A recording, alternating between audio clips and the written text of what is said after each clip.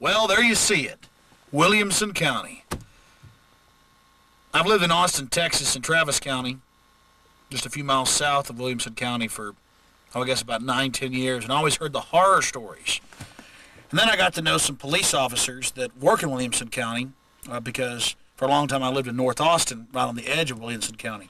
And they talked about some of the abuses and how the police get away with a lot of corruption and how it's sponsored by the government and how they tried to stay out of it. And I still ignored it. But then, over the years as a radio talk show host in Austin, Texas, I have documented literally hundreds of cases of people with no criminal records who've done nothing wrong, literally serving time or getting years of probation with thousands of dollars of fines in the aggregate for things like not having their in-date insurance card in their car.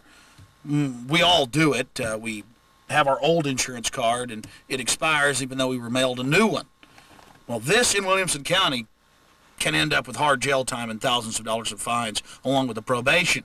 I'm not kidding. We have the cases. And then a few months ago, that police officer that I'd known for 6-7 years told me, well, I'm leaving Williamson County. I'm going to another state to get another job. It's a better area. And I just want to tell you to be careful when you're in Williamson County because while I've been out on duty and on patrol and we stop off by a restaurant to eat, as police do late at night, he's heard several different police officers, Williamson County sheriff's deputies, talk about how they plan to pull myself or Mike Hansen over, my cameraman, the person getting this tape for a film he's making about the abuses of Williamson County. They say that they'll pull us over and can't wait to beat us up and throw us in jail. This isn't Mexico, this isn't Nazi Germany, this isn't Stalin Russia, or Mao's China. This is right here in America. No, it's not even Havana, Cuba. The question is, who do the police serve now? Who do they think they serve? Well, they serve themselves and the power elite that keep them in their station in life. Police are supposed to be the servants of the people, the guardians of the public peace officers, not law enforcement officers that defend the entrenched bureaucracy. These bureaucrats in their ivory towers send their minions out to literally eat out our substance, just like the Constitution and the Bill of Rights and, of course, the Declaration of Independence states. They are now the servants of themselves and their masters, and they see us as second-class citizens that are supposed to be here at their beck and call and serve them. And I want to tell the police, the good ones and the bad ones, that it's time for you to cease your gang mentality, your, well, we can't tell on the brotherhood, the thin blue line. You should read your own gang handbooks where gang members won't tell on their other vatos or their other homies. That literally is gang mentality, gang psychology on a mass scale, and it's criminal. You are not above the law. And there's one more thing. If this police state succeeds, if it gets worse and worse into higher and higher degrees, you're going to have to live here in this country, this world. Your children and their children will grow up in this world. And the same abuses that you're engaging in against the population today will be brought to bear on you and your family when you're on vacation or traveling into another county. You don't want to live in a place like Mexico. You don't want to live in a place like Russia. So do the right thing. Stand up and be honorable. And stop feeling sorry for yourselves like you're under attack and everybody's against you and it's a thin blue line. If people are against you, it may be because you're doing something wrong. So it's time for the good police and the good leaders in the community and the people at large to stand up and root out the bad officers that are rapidly taking over the country, as well as Williamson County, right here in Central Texas. That's basically it. The police in Williamson County want to threaten me, want to threaten my family. I just say that's sad, that's pathetic, and that's wrong. I've done nothing wrong. I've stood up for people that have been abused. Mike Hansen has stood up for people that have been abused in Williamson County, and we're going to expose you. If you want to threaten us or threaten our safety or threaten our health or threaten our families or threaten us with jail, that's fine. We'll continue, and at the end of the day, we'll have honor.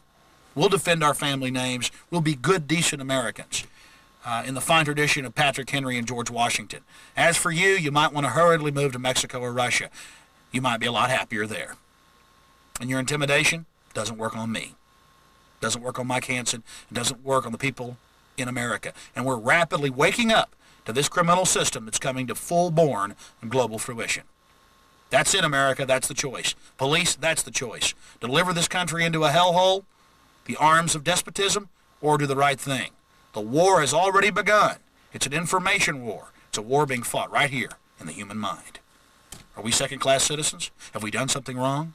Why are there checkpoints on the roads and the military now in Granger County, Tennessee, engaging in checkpoints?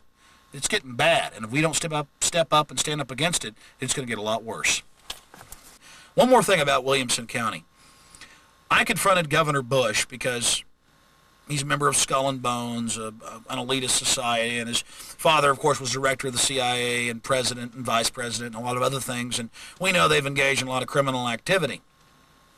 I simply asked Governor Bush at the end of his speech a simple question, and I was grabbed, I had my arm twisted behind my back, I was arrested. Well, at least that's what they said. They told me I was arrested. And then they drove me around for 45 minutes and then dumped me off on the side of the street at the county line, threw me out of the car, threw me out of the police car, took my handcuffs off, and left me there on the side of the road.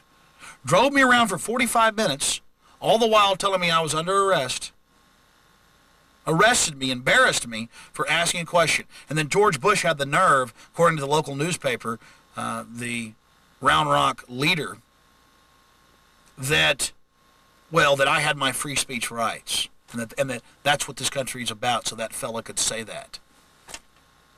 After I was arrested, or detained, or kidnapped, or whatever they want to call it. So here in America, you ask a question, you're kidnapped by Williamson County constables, and then thrown out on the side of the road.